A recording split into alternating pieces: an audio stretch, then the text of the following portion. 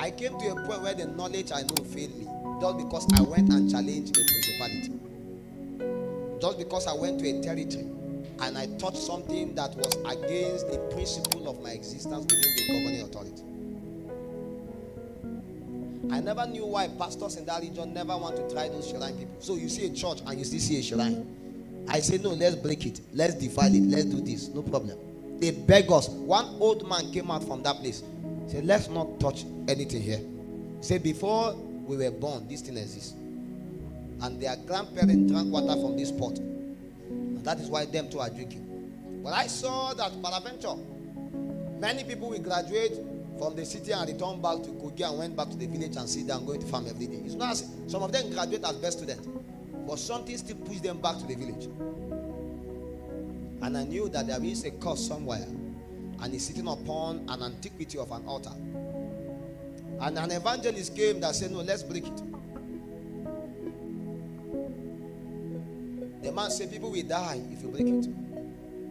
I said, no, nobody will die. You will be the one to die. The man said, no problem. He was holding a stick like that. He moved and navigated his way to one ancient house that is all this kind of house that is very old. One part dilapidated. And he entered and rest. We were done with everything. As we come in our car accident. Some of our siblings, some of the people that we went with, we just returned. Father died. This one happened. This one happened. So me, my operation was long. So from that very day, it was as though my life was under attack by an entire ecosystem of princes that I knew nothing about them. And my question every day was, where is Jesus? Have you came to a point where we shout, Jesus refused to come? Hey. The hand of the Lord. Because the hand of the Lord itself is power. I'm not talking about the power you are shouting every day you have power. There is an inner working of the power of God that itself preserves his own. And that was what I needed, not the power for demonstration. It's an eternal power that is upon the strength of an authority of God. In the book of Psalms 110, he said, the Lord said to my Lord, sit down at my right hand until I make thy enemy thy footstool.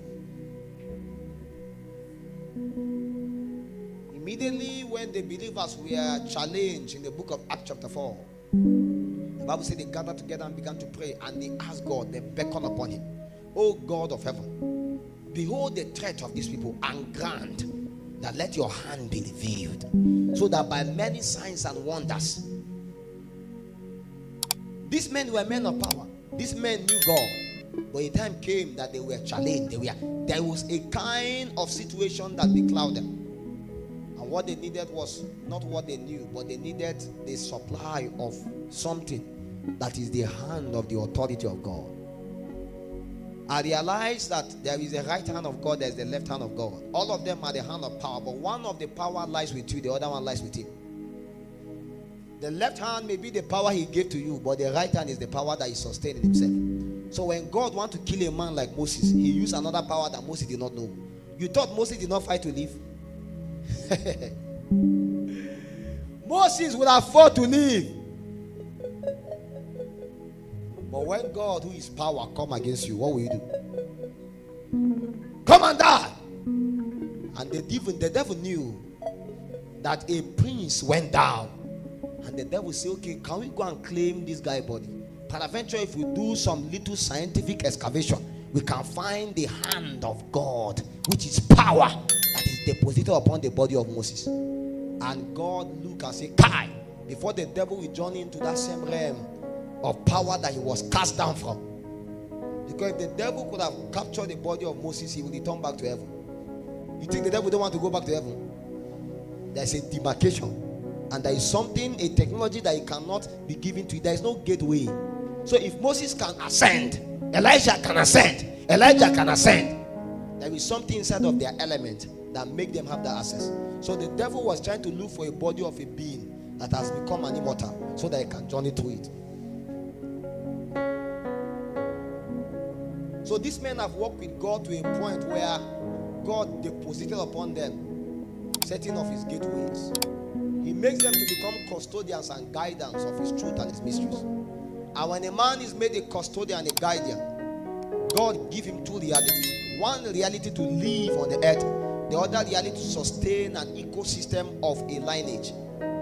So what you call a tribe in the spirit is actually a deposit of a possibility that was incubated in the spirit and is locked in a realm, so that anyone that journeyed through that protocol encounter an advantage, and the person begin to partake of that very element, and the person begin to function in the same light. So what the devil was looking for in that body was that possibility. And that is why many of them, their body have to go together with them. So an angel was sent to take that very body back to heaven. And in that situation, I knew I have challenged a prince. I will preach a good sermon and go back home and encounter what is beyond me. And I knew I need the hand of God. Men have prayed for me all kinds of things. They say I should do fast, I do fast, I should do this, I do that, I should do this. I did everything I knew. Have you met a man with a situation that you tell the person everything you know, nothing changed?